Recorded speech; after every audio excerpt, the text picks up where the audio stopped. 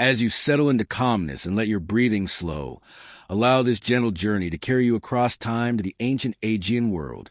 where the Peloponnesian War unfolded like an epic tragedy written in the language of marble, bronze, ambition, and fear, beginning long before the first spear was raised, in the decades when Athens, fresh from victory against Persia,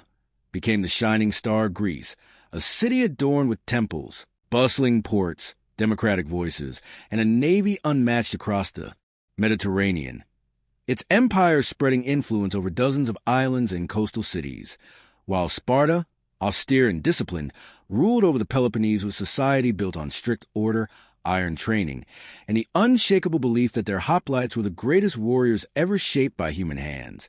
And as these two powers grew in opposite ways, one naval, democratic, artistic, adventurous, and wealthy, the other land-based,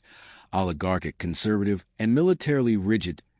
the fear, jealousy, and mistrust simmered like waves beneath a calm sea until a spark ignited the inevitable conflict, beginning with small quarrels in distant places like Corcyra and Potidaea, where alliances tugged cities into choosing sides,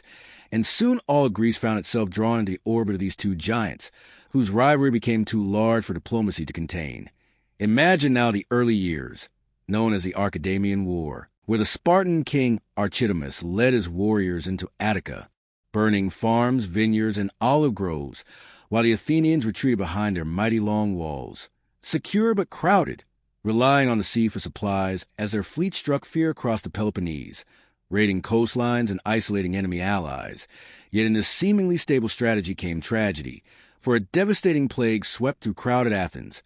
killing nearly a third of the population, including the great Pericles, whose leadership had once guided the city with wisdom and vision. And although grief blanketed Athens, the war continued, shaping new leaders, new strategies, and new rivalries within the city itself. As you drift deeper into relaxation, picture the dramatic events at Pylos and Sphacteria, where the Athenians, led by the skilled Demosthenes, trapped a group of elite Spartan hoplites on an island and forced them to surrender, something the world thought impossible, causing shock across Greece and emboldening Athens with a rare moment of triumph, followed by shifting fortunes as the energetic but reckless Cleon clashed politically with the cautious Nicias, each representing different visions of how the war should be fought, until the conflict reached a temporary stillness with the Peace of Nicias, a treaty meant to end hostilities, but in truth a fragile pause built on shaky alliances and mistrust, destined to collapse as soon as opportunity or ambition tempted either side. And it collapsed most dramatically with the decision to launch the grand Sicilian Expedition, urged forward by the charismatic Alcibiades, a brilliant and controversial figure whose charm, military talent, and political ambition made him both admired and feared, persuading the Athenian assembly to send a massive fleet to conquer Syracuse, a campaign that promised wealth, power, and glory but required enormous risks. And as you imagine the breathtaking procession of triremes leaving Athens, their sails bright under the Mediterranean sun, thousands of rowers chanting, as they set off on what many believe would be the greatest victory in Greek history, let yourself slip even deeper into calmness, knowing that this expedition, beautiful in vision but disastrous in execution, would become one of the most tragic tales ever told, for Syracuse resisted fiercely, aided by Spartan General Gylippus, and through a series of miscalculations, delays, and crushing defeats, the Athenians were trapped, their ships destroyed, their soldiers hunted down, their survivors imprisoned in harsh quarries, marking a turning point from which Athens would never fully recover.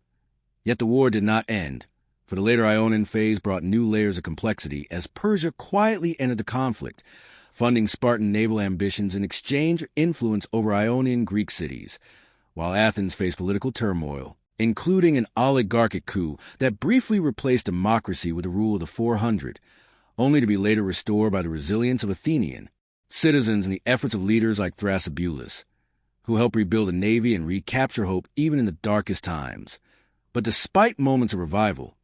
despite heroic naval victories like those at Cynossema and Arginusi, despite the return of Alcibiades, who regained the city's trust before losing it once more, the exhaustion of decades of fighting, the loss of allies, and the growing strength of the Spartan-Persian partnership pushed the war toward its sorrowful conclusion, culminating in the decisive battle of Aegospotami, where Lysander, the cunning Spartan admiral, caught the Athenian fleet off guard,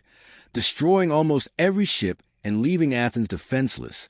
starving and alone. And as the long walls were finally torn down under Spartan terms, the once radiant city entered a period of imposed oligarchic tyranny known as the 30, a grim reminder of how quickly democratic ideals can be crushed in the shadow of defeat. Yet even in loss, the legacy of the Peloponnesian War lived on, shaping the philosophy of thinkers like Thucydides, reshaping political thought for millennia, and preparing the fractured Greek world for the rise of Macedon under Philip and Alexander, while the lessons of ambition, fear, leadership, and hubris still echo across history. And as this long narrative settles into stillness, let the story's gentle weight lull you deeper into rest, knowing that this ancient war, fought by real people with hopes, fears, rivalries, and dreams, remains one of the most human tales ever preserved, a reminder of the cycles of conflict and peace, the fragility of power, and the enduring beauty of a world whose voices still whisper across the centuries each time we choose to listen.